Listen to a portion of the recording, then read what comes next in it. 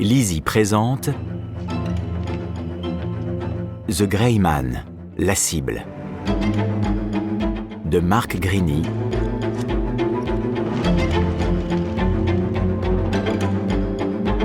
lu par Frédéric Ruiz.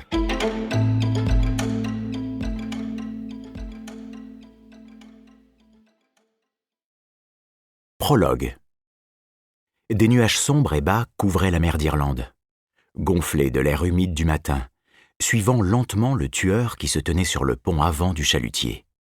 Quelques goélands avaient tournoyé autour du bateau quand il était encore à plusieurs milles de la côte. À présent qu'il pénétrait dans le chenal maritime, ils étaient une bonne trentaine à l'encercler, à fondre sur lui, brassant la brume de leurs ailes blanches.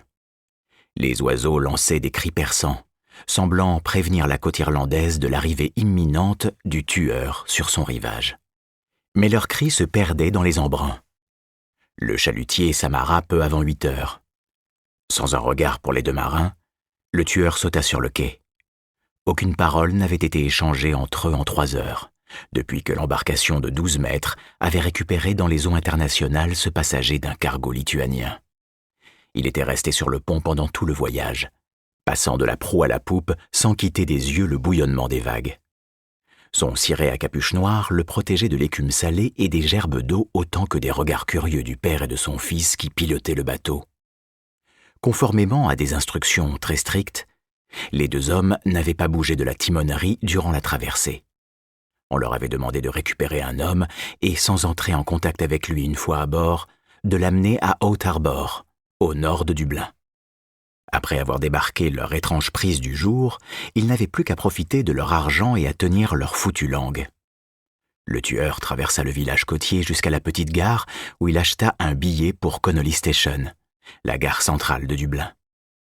Il avait une demi-heure devant lui. Il descendit les marches qui menaient de la gare au pub. Le Bloody Scream servait un petit déjeuner irlandais aux pêcheurs du port.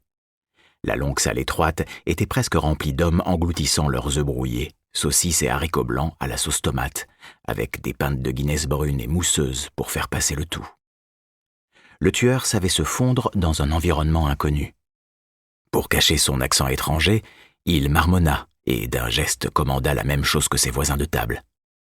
Il finit son assiette et vida sa bière, puis quitta le Bloody Scream pour monter dans son train. Une demi-heure plus tard, il se frayait un chemin à travers Dublin.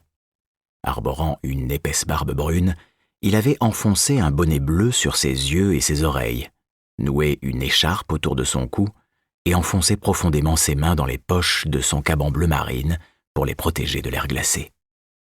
Un petit sac en toile passé sur son épaule oscillait à chacun de ses pas. Il s'éloigna de la gare en direction du sud, tourna à droite en arrivant au bord de la Liffey et suivit le quai sous une bruine froide. Le tueur marchait. Il avait hâte d'en terminer avec sa mission.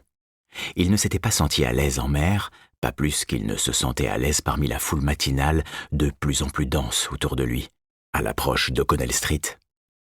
Mais un homme riche et puissant avait décrété qu'un autre homme à Dublin devait cesser d'exister.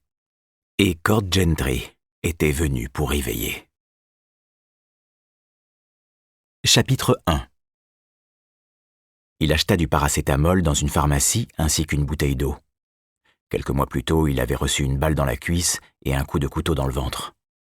La douleur s'estompait de semaine en semaine. Le corps humain a cette incroyable capacité à guérir, tellement plus que l'esprit.